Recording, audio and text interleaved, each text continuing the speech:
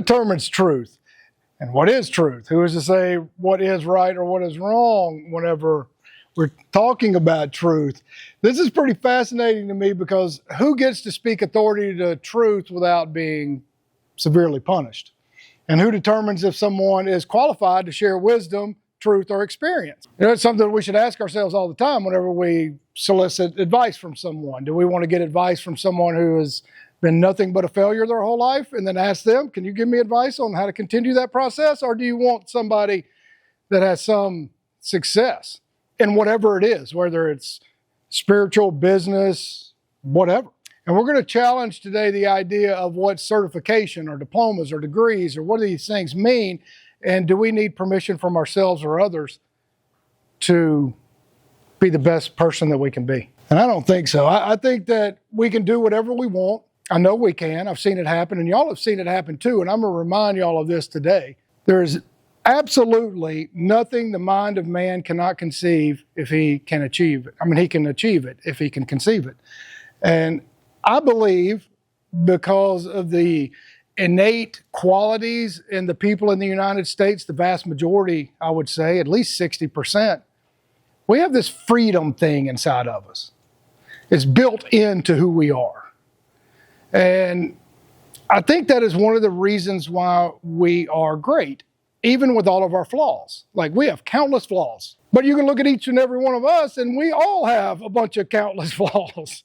So it would only make sense that our country itself has a bunch of flaws.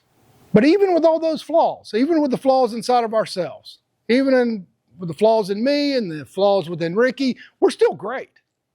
And each and every one of us are. And I think the majority of people around the world are too, except we have a freedom gene. It kind of stands out a little bit more than everybody else. Does truth come in a title, a label, degree, or certificate? Society says, and most people have been brainwashed, hey, hurry up and go to college, hurry up and go, get that degree. You're not going to be able to make any money without it. But is that true? Like, are we being brainwashed? Is having a certificate or a degree in something, does that give you wisdom, experience, and understanding? I mean, I've been to some therapists that have had doctorate degrees, and I can tell you they suck. I mean, they just suck.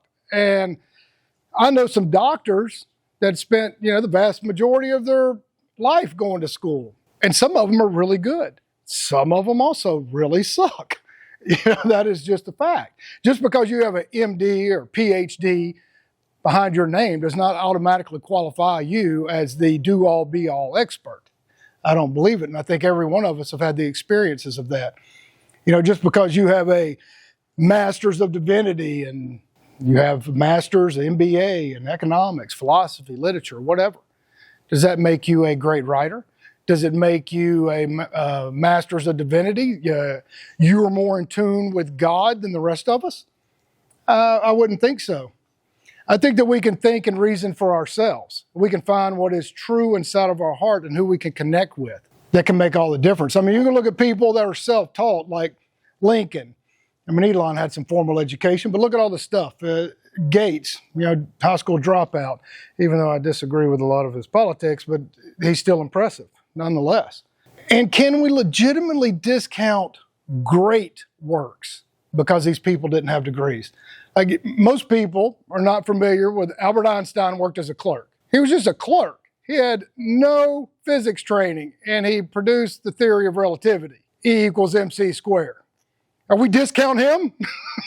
Hey, Einstein, sorry you didn't get that certificate from the Physics Academy.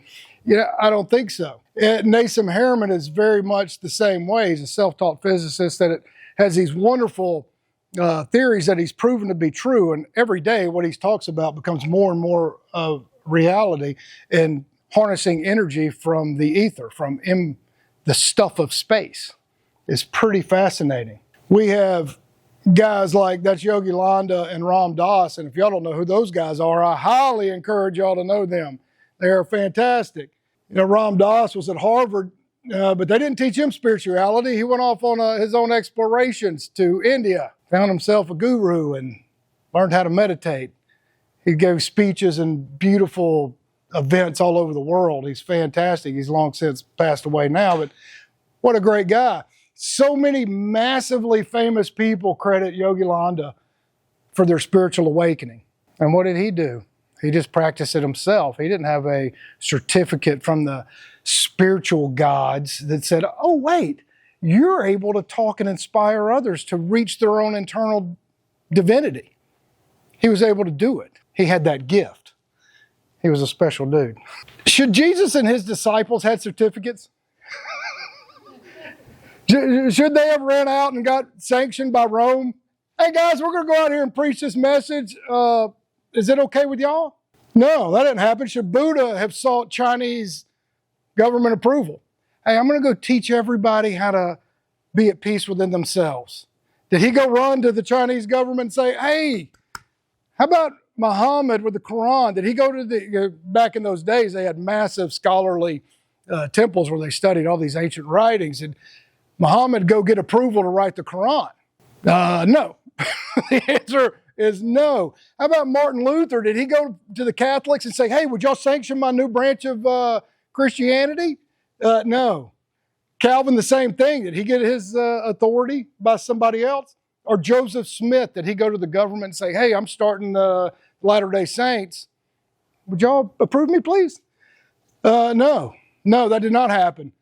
How about if Moses, Abraham, Jacob, and David, what if they went to the Egyptians and said, hey, we're starting this Jewish religion. Would you mind us doing that? Can we have Egyptian sanction? No. None of that happened. You know, and should we stone to death Thomas Jefferson? But he's already dead. But should we, should he have been fined, imprisoned, or punished? Because he is one of the main reasons why we are able to worship how we want to worship. We are able to speak how we want to speak. We are able to exercise a very large myriad of rights because of Jefferson. But Jefferson tore apart his Bible, tore it apart. He wrote his own Bible. He took out all the parts that he thought were corrupted by scribes and people trying to corrupt the language of the Bible. And so should he be stoned? I don't know. I would say not, because Jefferson was a badass. And should we automatically not use these things? Steve Jobs dropped out of school. He didn't know how to build an Apple iPhone. Should we not use it because he doesn't have a degree? Should we not? Richard Branson, hell, should we fly on his airlines, listen to the music that he's produced, or stop him from going into space? He had none of those experiences, and nor did anybody give him permission. And why should he have to? I mean, Zuckerberg, the dropout, we all use Facebook or have at one time. Should we not? Because somebody didn't say, oh, you know what? You can't do that. You got to have permission from us first. You can't do that. Oprah didn't have any experience, but what does she do? Creates one of the largest media empires in the world. It's unbelievable. Walt Disney was a high school dropout. I think we've all heard of Disney. So it makes us really think about ourselves and what we can and can't do based on the external influence of other people. Somebody saying, well, you're not smart enough. Oh, well, you're not good enough. Oh, you don't have the right mental tools to do X, Y, or Z. And I'm going to say that as a lie. I mean, just my personal experience, I didn't have the knowledge to do almost anything I've ever done in my life, but I learned it. I studied it. I got the right advice from the right people, and I just made shit happen.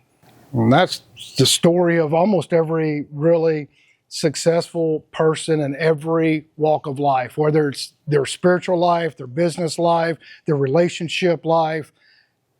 We just learn how to do it the best we can, and hopefully we're around the right people. You know, what makes a person qualified for anything?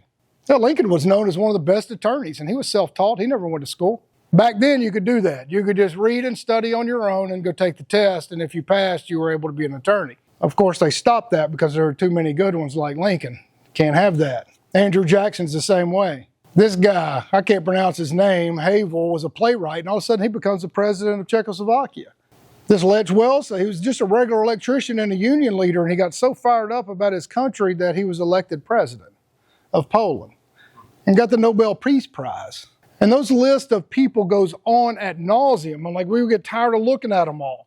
And just imagine if the world didn't have these people. You know, what if Einstein was discouraged? He didn't think he was qualified enough because somebody said you need permission. Where would our world be?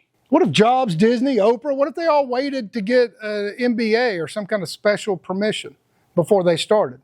Where would our world be? It makes us want to look at ourselves. What are we asking of ourselves before we start any endeavor? Do I need to procrastinate or put something off? In some cases, yeah. Like you don't want a neurosurgeon that got his certificate out of a Cracker Jack box, right? You know, I mean, you want him to have some experience. But that is obviously not necessary for everything in this life. Kyle wants to start a meditation service. He's really good at it. Does he need a meditation degree? No. What if Jesus or Buddha just sat around and just waited till they got approval? How would the world be differently now? You know, how would it be differently? What if Gandhi said, well, I'm not going to continue to push for pacifist peace because the Britons want, to keep us under subjection by violence? How would the world be different if Gandhi did not exist? What if Franklin didn't run his vast newspapers around the country because it changed our life as we know it now? If he waited for somebody to tell him it was okay. And I think the cost of conformity is high. It's high. We should only conform to what we feel is true to ourselves and our hearts. Silence is bad. Like we need a vast array of voices from every walk of life so we can look at somebody and go, I kind of like him, but he's debating this guy. I see he's full of crap. People are smart enough. We're all smart enough. We're all great. We can tell what is true or not. We can tell when somebody's BSing us or not. More often, especially if time passes and we get to understand their argument or their perspective. We would never have the revolutionary fever to express ourselves if we wait on conformity. If we have to conform to everything, our lives will be so drastically different. True progress within ourselves and in the external world can only take place whenever we do what we know is right and we do it. We don't need somebody giving us permission to do a lot of things in this life. Some things are necessary. A few. Brain surgery. I like that one. I think it's a good idea. Our spiritual practice in the whole country itself, if y'all do not have Thomas Paine's Common Sense, my God, go get it and read it 5 times. Without common sense, it'd be very likely that we would not have been in the Revolutionary War that made us free, or at least we would not have had all the support we had to pull it off. He had just about zero education, and he's one of the greatest writers and influencers of all time, and most people don't even talk about him. And he has had a profound impact on all of us. Our ability to dream, our ability to have the freedom gene that's inside all of us stems largely from that guy. He's a badass. He's just a true badass. I'm just excited that, y'all show up and y'all all watch. And I sincerely appreciate all of y'all. Our numbers seem to be picking up in a pretty good way lately on y'all sitting at home. So thanks, I appreciate it. But courage to step outside of conventional boundaries is necessary for all of us. If we're to grow, we got to step outside of ourselves. We got to step outside of the conventional way of looking at things. Otherwise, there is no growth. We'll end up staying in these comfort zones. We have to actually force ourselves to do things sometimes. I mean, there's times where I don't want to go meet somebody in town or I don't want to do this thing. But I always know if I kick myself in the butt and go do that thing, I'm always glad I did it. I'm always glad I ended up seeing that person. I'm always glad I ended up having a nice time or doing whatever it was.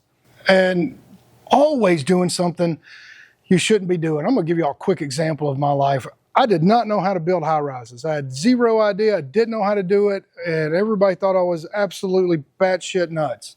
And I told myself I was going to build a high rise. I'm building a high rise. I want to build it. I can't wait to build it. It's going to be right on the water. I had no property, no money. I had just barely enough money. Like I would be considered like middle class at the time. And I spent weeks and weeks driving the coast of Florida. I about almost gave up. I was like, well, there's no property. I just drove the whole thing, seeing everybody. And I ended up pulling the whole thing off. And that was amazing because the bank said, you don't have the experience, we're not giving you the money. Well, I found somebody with experience and said, y'all can piggyback on me, but I still am the owner, and did all of these things. And everybody agreed. And it was something so amazing. And for y'all at home thinking it's easier to raise a lot of money than it is a little money. It's so counterintuitive. So it's a lot easier to get 140 million, which is in my case what I had to get, or 200 million, a billion. A billion's a lot easier than 140 million. It's crazy. Most people don't think in those terms because they are locked into their conventional way of thinking. And if you don't have this general contractor's license in Florida, well, you can't do that thing. Well, that's not true. It's just not true. You can, and I proved it, along with many other things, like having many doctors on my payroll. And I didn't go to college. Well, I did, but I dropped out twice. I went like a week once and a week again. It was great. But I can also tell you I've outread everyone I ever went to college with and the professors. Meditation is codified in law, and I find that interesting.